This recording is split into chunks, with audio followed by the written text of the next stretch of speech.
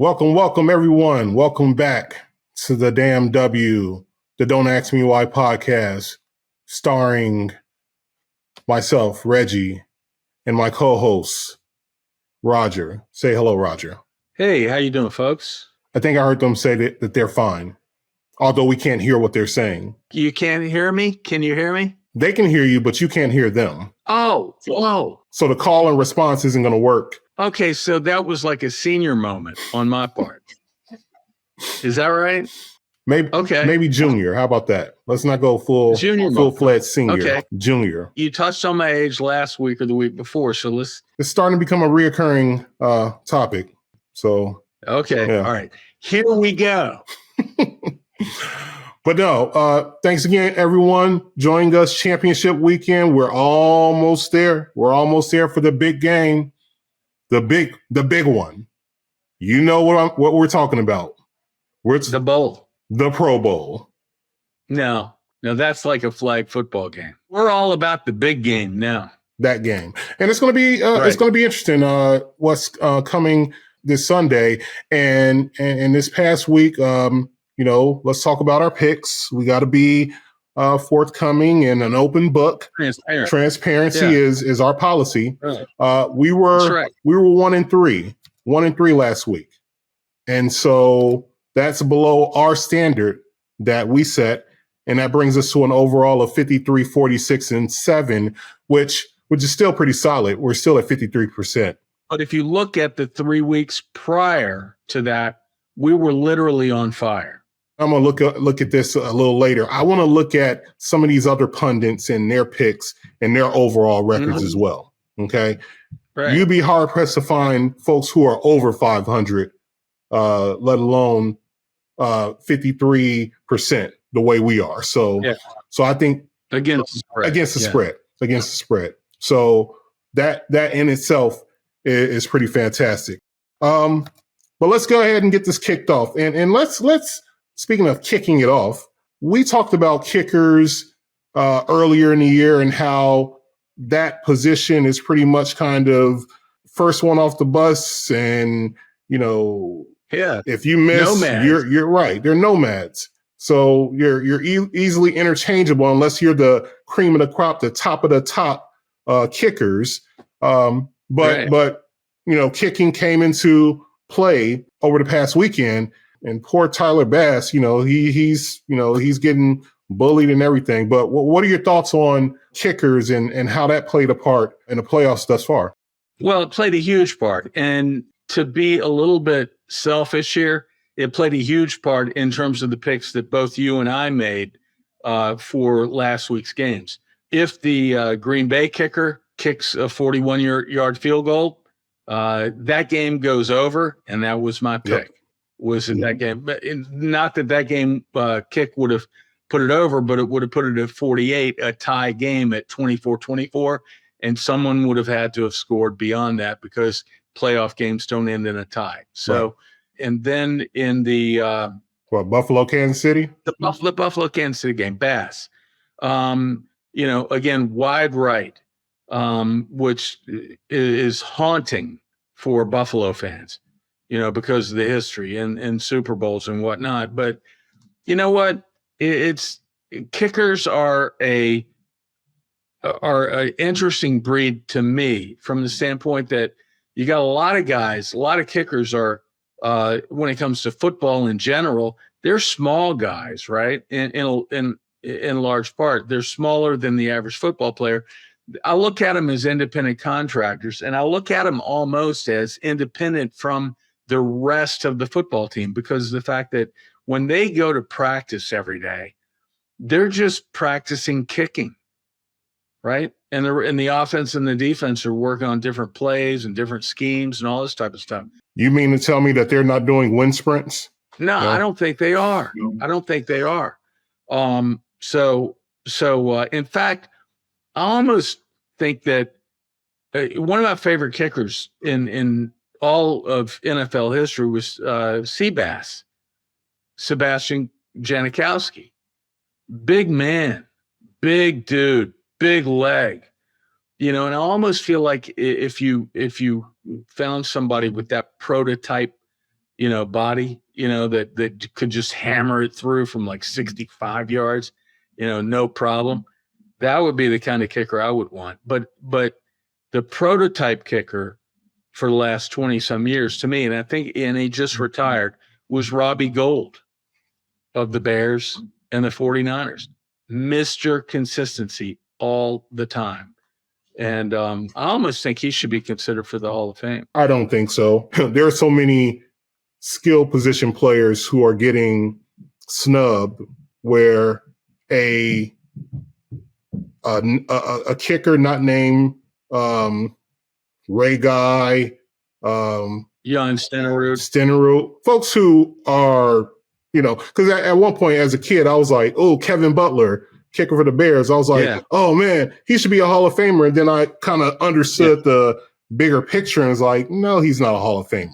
Now, Gold is probably right there, perhaps. I haven't looked at his scoring numbers, and that's pretty much how they're kind of measured. But someone like Justin Tucker. Yeah. Oh, God.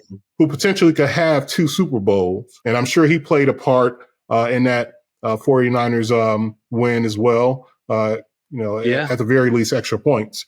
You're talking about Justin Tucker? Justin Tucker. Baltimore. Correct.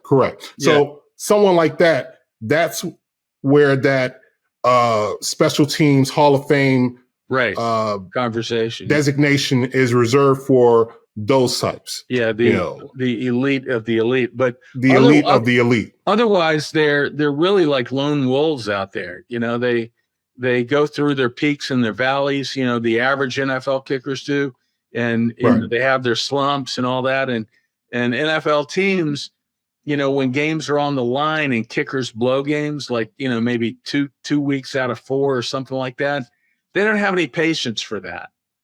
Coaches, GMs, they'll get rid of you. Bye, get out of here. We're going to bring in 4 guys on Monday to compete for the job. I agree. I think it's low rent. I think it's bullying behavior. I think it's loser behavior for a lot of these fans. And I understand the Bills Mafia, they've been through hell and back and back to hell over the past 30, 40 years. Yeah. I get it. I understand. But bullying, sending these threats to Tyler Bass, that's prototypical loser behavior. Y'all need to stop doing that. Okay. Yeah. It's a game. Horrible. Okay. Straight up. I'm a big Cubs fan as well. So after that whole Bartman situation, I was in Orlando. I'm on the deck crying. I wasn't even thinking about Bartman. I was just thinking about the fact that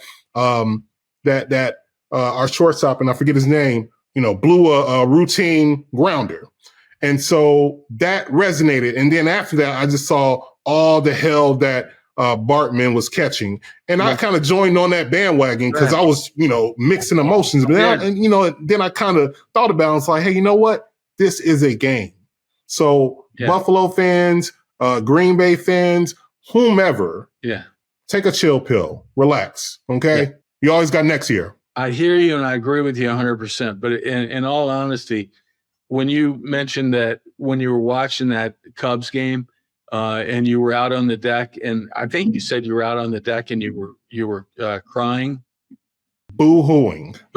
Yeah. Do you have any video of that? Hey, I was on the phone with my mother. I was at my apartment on the deck because I went to a bar and I was in Orlando. I went to a bar, a Chicago bar, mind you. Went to a bar, watched the game. Just all hell broke loose. The series wasn't over, but I drove home, got on the phone with my mother. Just 2003 was rough. That was rough. But anyhow, thanks for bringing back painful memories, Raj. Anytime. No problem. Coaching. We talked about this before. Great coaches and success and how deep you make it into playoffs. Usually there's a correlation there. Yeah. And so, you look at John Harbaugh and Andy Reid, arguably first ballot Hall of Famers. No, I'm take that back. They are first ballot Hall of Famers. Kyle Shanahan not only comes from the Shanahan tree, he's a part of the root of that tree, and certainly is on his way to a Hall of Fame career, especially if they can get over the hump over these next few weeks. Yeah. And then Dan Campbell, I liken him to like a Tomlin of the NFC, inspirational. Players will run through a wall for him. Culture changing,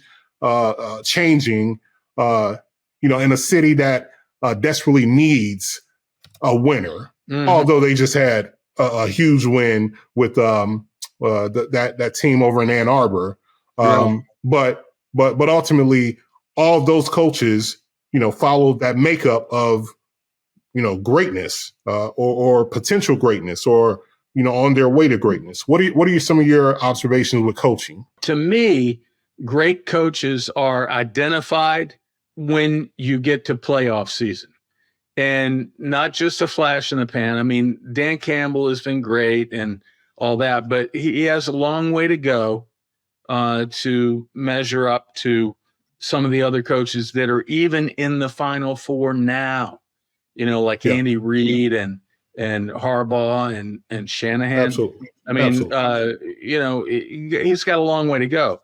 But that being said, I think that coaches, when it comes to the playoffs, I think that the coaches have way more impact, and the quality of the coaching is way more meaningful when you get to the playoffs than during the regular season. I think that your players can kind of, great players. And I'll point, for instance, as an example, to Philadelphia and the collapse that they had coming down the stretch, right?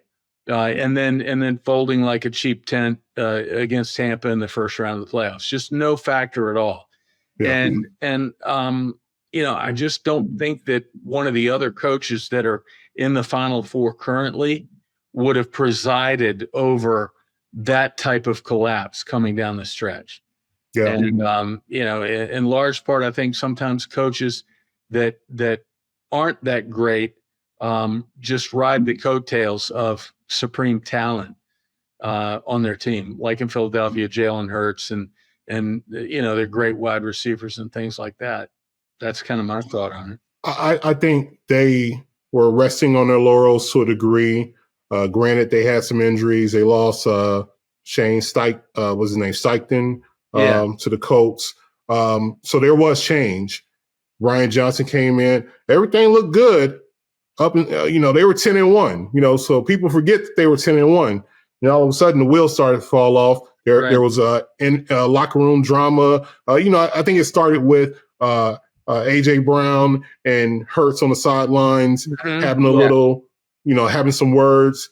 The next thing you know, that kind of grew legs, and Hurts is making these inspirational, statements to the team. We're better in this. So you kind of saw this kind of unfolding as time went on. But ultimately, I think they did kind of rest on their laurels. Sirianni, quite frankly, still isn't like safe because, he hasn't been given that vote of confidence just yet. They've just been firing everyone around him. Right. And kind of building things around him. So by all accounts, it looks like they're going to keep him, but it still looks unsteady as an organization. The leash will get shorter. Yeah. Oh, absolutely. And like I said last week, equity wise, they didn't win a Super Bowl, but it's just like an appearance. And then a team like a Philly, where they just won a Super Bowl, 4 or 5 years ago. Yeah. I mean, heaven forbid if the Bears were to win a Super Bowl within the past 10 years, Chicago fans would be hanging on to that. That's a feather in the cap for quite a while. We're just now getting over the 85 Super Bowl hangover, Yeah. So and you would have a feather in your cap, would you not? All the hats and caps that you wear if they win another Super Bowl. I have several feathers in my cap. I'd walk around looking like a damn peacock. Okay, so take that. All right, so So teams, we were talking about teams playing with house money. They've kind of fell to the wayside, but now you have 4 teams that very much look like potential Super Bowl winners. Okay. One that has done it already. So it's proven. The other in the 49ers, they were there, a few years ago as well. So these are teams with the ability to win it. You know, you may say the Lions might be the weakest out of the 4, but that's a very strong weak link. So let's start with the Lions and 49ers. What are some of your thoughts on that matchup? Weather looks good. Yeah, the weather looks perfect, right? So weather's not going to be an issue at all. Wind, rain, none of that. 70 degrees, almost like a September, October game. The line of San Francisco by 7, to me, that's a little bit much because I think that Detroit, certainly, they don't lack for confidence. Yep. Okay. And that goes from the coach on down. The quarterback is uber confident right now in Goff. And, I've seen a lot of clips of, their locker rooms after the playoff wins and stuff like that. These guys have no fear. They have no doubt that they can win a Super Bowl. And I think that that's a common theme right now when you get to the Final Four.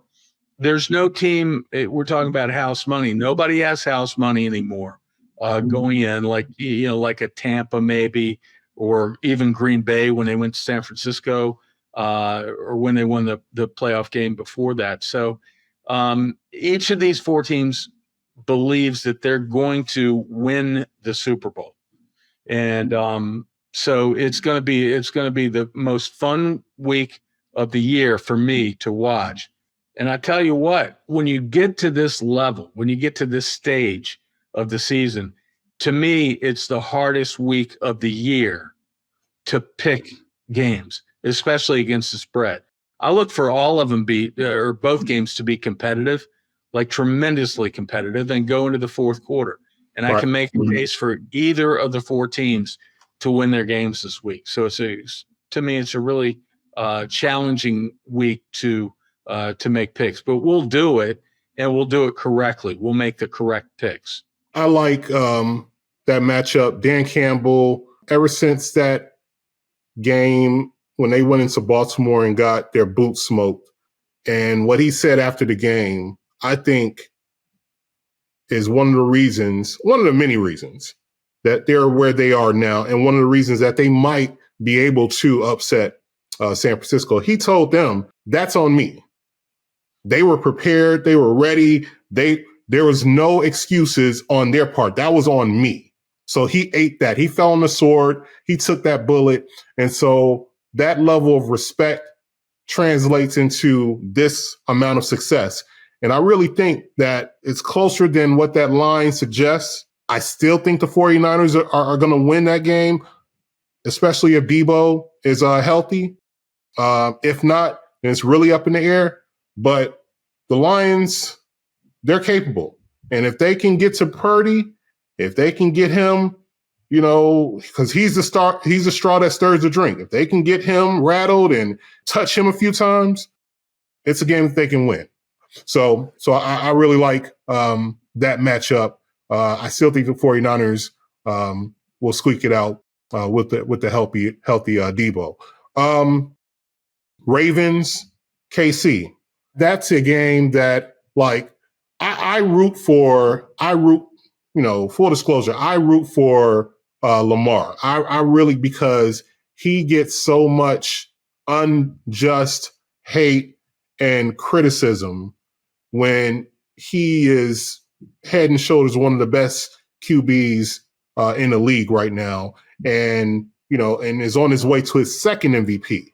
So just for the sake of just shutting up a lot of the haters and the naysayers out there about his performance, I would love for him to really show up and show out. However, you're facing Mahomes. And so what he did last week, I didn't think they could pull it out in Buffalo. Them going into Baltimore wouldn't be a shock if they were to find themselves in a Super Bowl again. It's part of their DNA.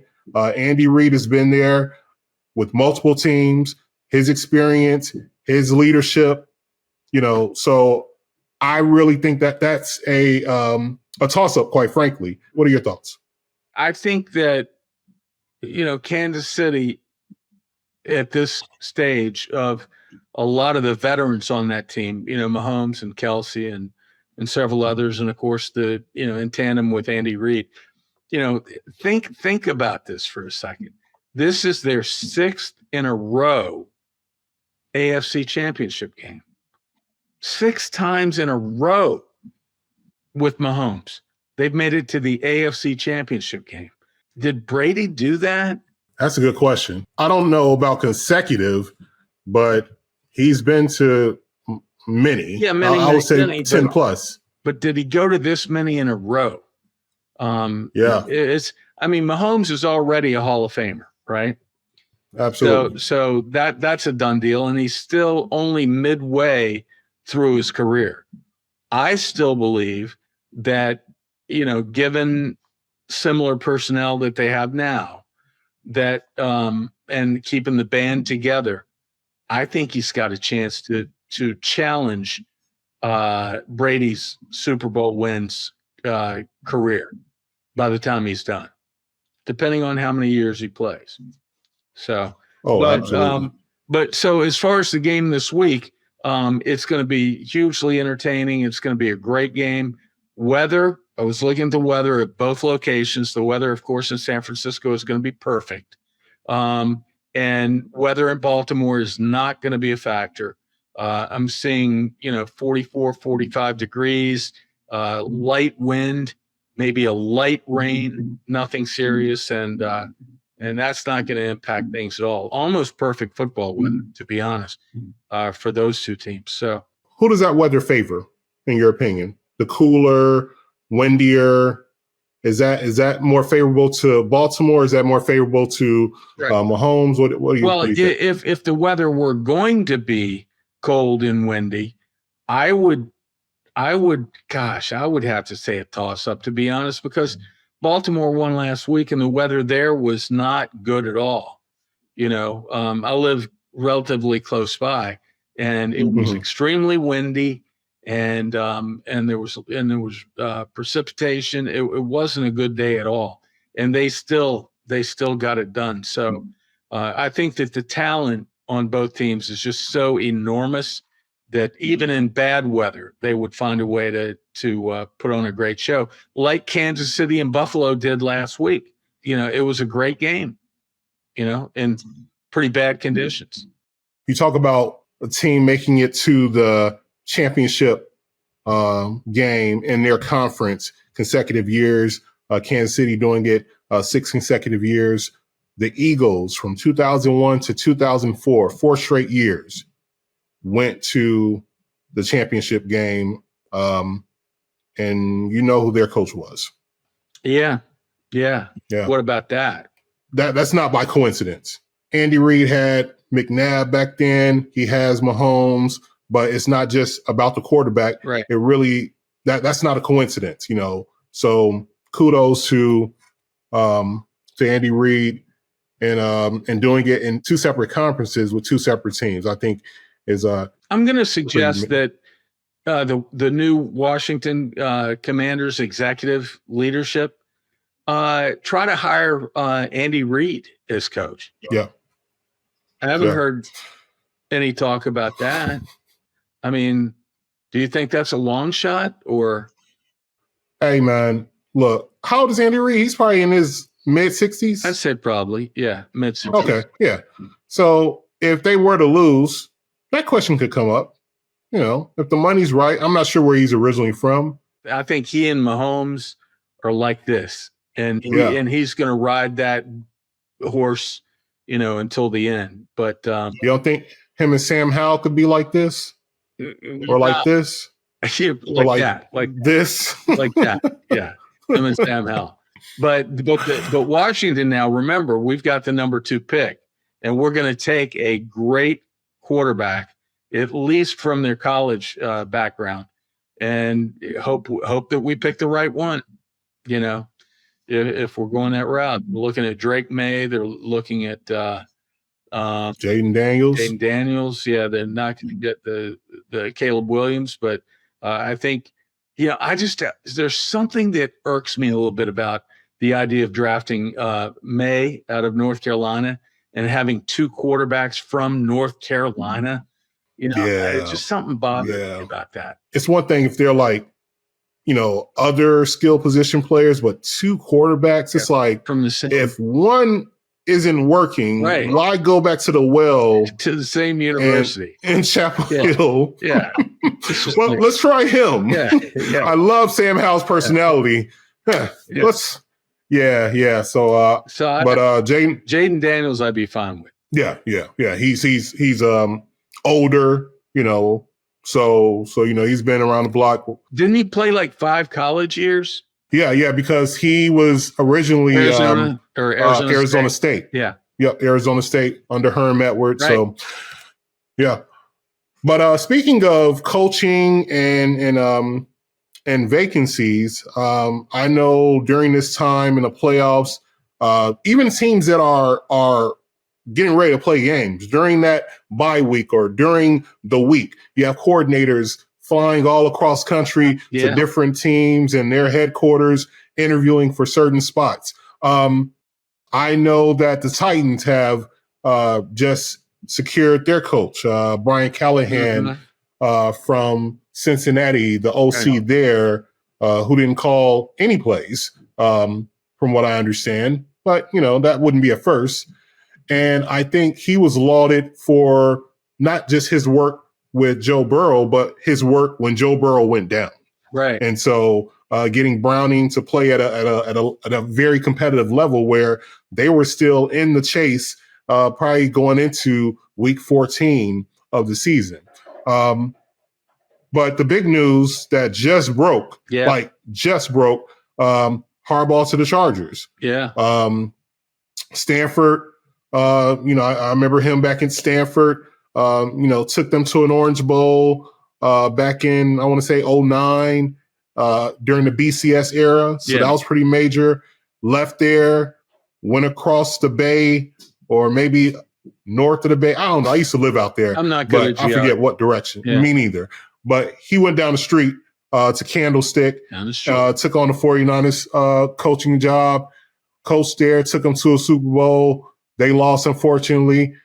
Went over to Michigan, his alma mater, coached almost 10 seasons. Now, the funny thing is with Jim Harbaugh, during that stretch, he was known as someone who didn't stay at a location for a long period of time. Right. Prior to Stanford, he was at University of San Diego for 3 years. He was at Stanford for 3 years.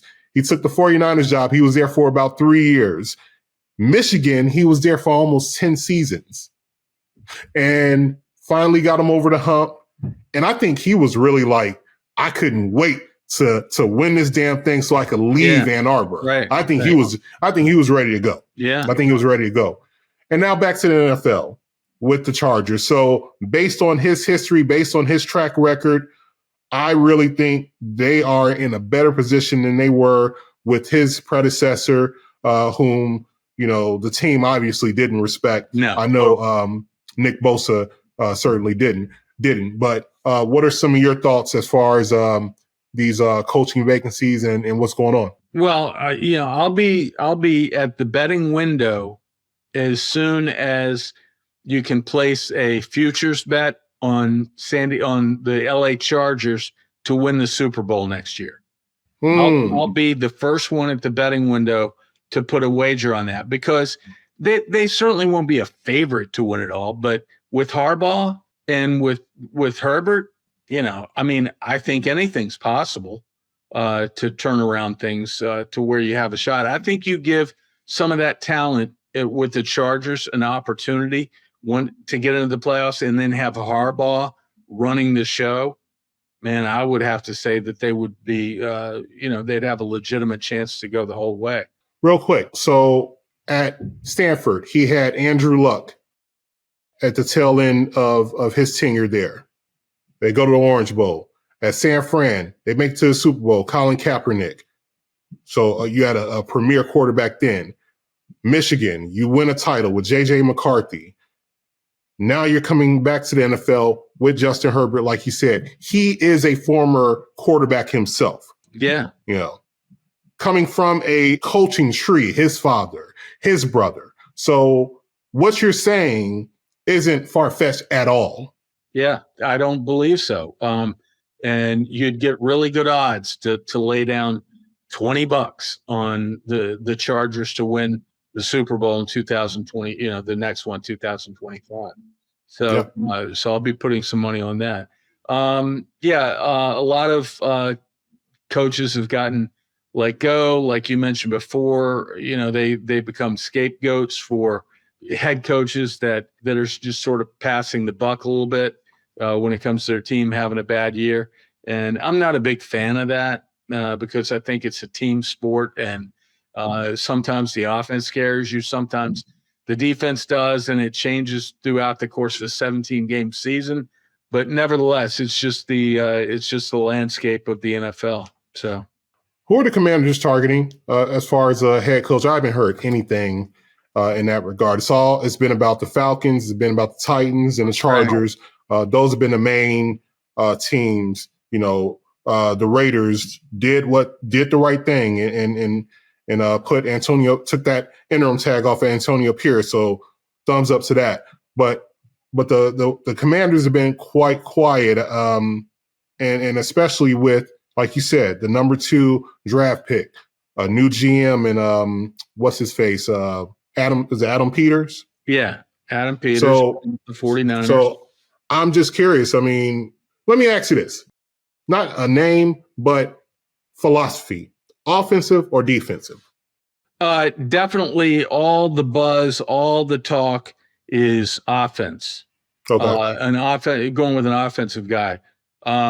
So right now, if you're a betting person around here, you're going to say that Ben Johnson from the Lions, the offensive coordinator, is going to be the guy that they really hone in on. And who knows, they may have had a conversation with him already. I would imagine that Ben Johnson already knows that he is going to get a head coaching job. I think he already knows that. And I was listening to sports radio this morning. They were talking about, guys that are being considered that are still in the playoffs, right? Some of the assistants on the 4 teams that are remaining in the playoffs, they already have reached out to potential coaching staff members that they would try to assemble, if they were to become a head coach. For instance, Ben Johnson in Washington, or Vrabel, with Tennessee, going elsewhere, and even Belichick, I'm sure, already has his feelers out to the guys that he wants to join him in Atlanta or wherever he ends up. Yeah. So for the Commanders, to answer your question, the focus is on a offensive-minded head coach, and I think it's going to be Ben Johnson. Okay. Yeah, I know he's a hot name. Love a coordinator, and he's done a fantastic job with Goff. Those skill position players that they have, So, and the thing is, that decision, that kind of makes sense because a lot of teams, a lot of the dominoes are falling. Jared Mayo just got brought on, upgraded to HC. So, so it's a lot of moving and shaking. So I'm interested to see how that unfolds. Speaking of constructing teams, as far as from how to build a team, what are some of the key things? You always hear building from the inside out. And so you're looking for someone or you're looking to protect your quarterback or to get to the quarterback.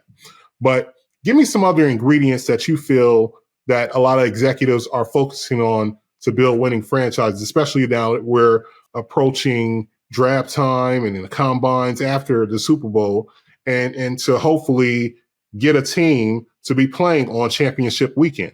Yeah. That's a great question. And I think that if you look at the 4 teams remaining, I would say that the key ingredient is certainly at the quarterback spot. You've had situations in the past where mediocre quarterbacks have won Super Bowls.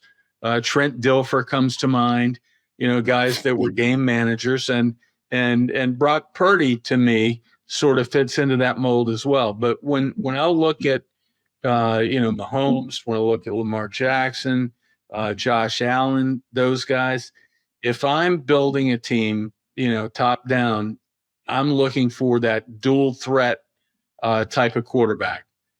Big, fast, great passer, can take off on a dime and hit a crease when they see the slightest bit of daylight and go for 20 yards. Those guys are rare. They're rare talents. They don't come along that often. We just happen to have 3 or 4 of them right now in the Final Four, right? So I don't think it's any accident that you find quarterbacks that have that dual threat capability, 3 of them being in the Final Four. Other than that, when Miami was really hot early in the year, right? You're thinking with Tua just going back there and lofting the ball 60 yards down the field and having the fastest receivers in the game to just run under it. And a lot of times it seemed like they were 5 yards ahead of the defensive back. So team speed, especially, on both sides of the ball. I think that team speed is a really big deal, and then defense isn't what it used to be, in terms of a priority thing, right? Not like the 85 Bears or even the Ravens with their great defenses when they won the Super Bowl before. I think it's important, but I don't think it's what, like you said, executives are looking when they're trying to build a team. It's a quarterback league. Yeah. And to your point, they're looking for that quarterback that can make a difference, that's impactful in the air and now on the ground as well. But everything kind of circles back to the quarterback. So if you look at the first 10 picks in this draft upcoming, they're probably going to be at least 3 quarterbacks being drafted. Yeah. You're going to have tackles and linemen, maybe a couple of tackles being drafted, protecting the quarterback. And then you got the edge rushers getting to the quarterback. Okay. Yeah. Maybe the quarterback. All about the quarterback, whether good or bad. It's all about the quarterback. So we're all armchair quarterbacks and we can, speak in hindsight and, they should have done this. Oh, that form is, you look like you straight out of a, like I look like Pete Carroll, according to what you said last week. Yeah. But ultimately, that's what it boils down to, just, affecting the quarterback and how the quarterback can affect the success of the team. So absolutely. Yeah. Agree. I think we're about ready for the picks. Are you ready? I'm ready. You're ready. We're 1-3. Look, we're 2 terrible kicks last week from being 3-1. You sound like those folks online. Stop bullying. Yeah. Okay. So that and I'm not bullying, but the 2 bad kicks by these great, I'm sure the fine gentlemen that missed those kicks. They're great family men, all that type of stuff, but they missed the kicks that lost us 2 games. Otherwise, we'd have been 3-1. But if ifs and buts were candy and nuts, blah, blah, blah. Okay. So, as has been our process through the playoffs, I'm picking NFC games. Reggie is picking AFC. And we're going to go 2-0 this week. And I'm going to guarantee that. Did you hear that?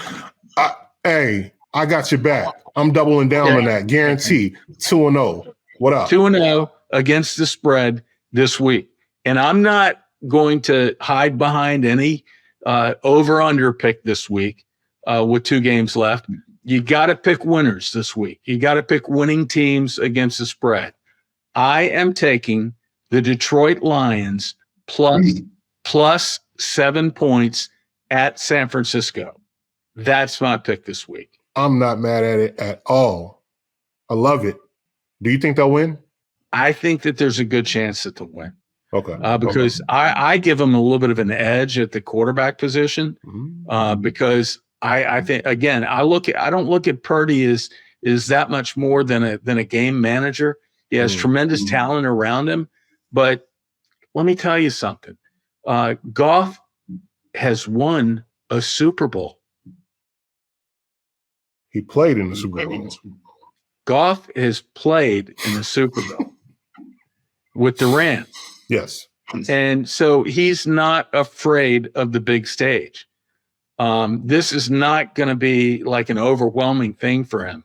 I've seen Purdy collapse in games this year and fold a little bit. And, under pressure, Cleveland, right, where the ball was like slipping out of his hands. So yeah, I really like my pick. I like Detroit plus the 7. And bring us home with your pick, Reggie, for our 2-0 guarantee. Give me Baltimore minus 3.5 at home against Kansas City. Now, earlier I talked about how, I felt that Baltimore, were money in the bank, but watch out for Mahomes, and he's done it before. He could do it again. But last week, prior to that Baltimore and Texans game, and granted, it is the Houston Texans, which is a very good team, but they asked Lamar prior to the game, how did he feel about it? He said he felt super confident. Mm-hmm. So when you say super confident, you're kind of bordering cocky, you're kind of bordering disrespectful with other team. Now, I haven't seen any clips come out as far as how he feels about this game, but I'm willing to bet with that defense, the way they're playing and the way that offense is clicking. And although our guy, Mark Andrews, wasn't there last week, I'm pretty confident he'll be here this week. He will be. He's been practicing all week. So everything I have read is that he will be playing on Sunday. So there you have it. I think they handle business. It's going to be a ground attack like no other. I think they're going to run it down their throats. And then it's going to be complimentary passing from Lamar. I really think they're going to overwhelm and just really crush the confidence of Kansas City. I'm not saying it's going to be a blowout. Yeah. I really think that they are going to make a statement because, ultimately, in my opinion, the winner of this game, be it Kansas City or Baltimore, will be the eventual Super Bowl winner. Now can't argue with that. Yeah, I can't argue with that. But as far as that matchup, I do like Baltimore minus 3.5 over Kansas City. And it's the best head coaching matchup that you could have. Hey, man. Harbaugh against Andy Reid. Absolutely. So one little side note on that game, Reggie, that I saw earlier is that the all-pro offensive tackle for Kansas City, Joe Thuney, is doubtful to play in this game. And that's a big deal. He just got hurt last week against Buffalo, and he is doubtful to play. Okay. And he's their all-pro left tackle, and that could be a big factor in a game like this. That could be. Hopefully, they have enough depth where Mahomes isn't on his back too often. But with or without, I think Baltimore is well within their ability now to win this game minus 3.5 and outright. Let's recap real quick. Can you give me that Lions Niners pick? Yeah, Lions plus 7 at San Francisco. And I have Baltimore Ravens minus 3.5 hosting the Chiefs. That's a 2-0 guarantee. Guarantee. Do this. If we don't hit 2-0, leave it in the comments. Whoever leaves something in the comments saying you owe us this for not being 2-0, we'll send it to you. So leave us your details, your Cash App, your Zelle, Social Security, Oh, leave all that in there, and we'll make sure you get what you asked for. This might have been my last show. You're implicit. You can't crop this out, Josiah. Sorry. We're in this together, buddy. We're in it together. But I didn't offer to, give away all the money that I had, all $25. Hey, we're the prophets of the prophet. So hey, that's what we do. We'll be 2-0 anyway. Don't even worry about it. It's not even a factor. Hello. Come on. But any exciting plans as far as where you're watching? I know that was a question from one of our viewers from last week. How will you be consuming this?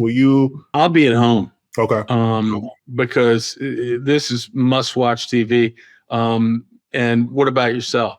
I will be at home more than likely. I am heading to Mississippi for my uncle's funeral. Rest in peace, my Uncle Steve. Sorry. But I will be back probably on Sunday, and I'll be doing the same thing, watching it from the crib. So looking forward to it. Should be action-packed. And it seems like it's almost inevitable that it's going to be anticlimactic going into the Super Bowl, because this is going to be the better weekend, I have a feeling, of the championship versus the Super Bowl. So let's enjoy this. Let's take it in before the fake league comes. What is it? The USXF NFL? Yeah, the USFL. Okay, I heard they merged. They did merge. It was big news. I think it was like the top story on the national news for like a week that the USFL was merging. But anyway, before we go, let's let our following know what our schedule is for the next week or two. Yeah. So we're recording this week. Next week we're going to take a little breather. We're probably going to hit y'all with some shorts, some clips. Check us out on Instagram. Check us out on YouTube. And shout out to all of our subscribers and all of our viewers. Y'all running those numbers up for us. We're getting our subscriber numbers up. So we're more than grateful, and we really appreciate the support that we've gotten all the way up to this point. And let's finish the year strong. So we won't be releasing an episode, but we will be dropping some clips next week, and then we're gonna knock it out with the Super Bowl episode. We're gonna be chock full of guests, and it's gonna be crazy. It's gonna be crazy. So stay tuned during that week. What I recommend is during that week off, go catch up on some of the earlier shows. We were really dropping some gems, spitting some knowledge, making some great picks. Hence the 53% clip that we're on. So go back, run up those numbers on those lower viewed episodes as well, and support. So we really appreciate y'all. Raj appreciates you. I appreciate you. That's what we're doing. So looking forward to it. Have a good weekend, everybody. Peace.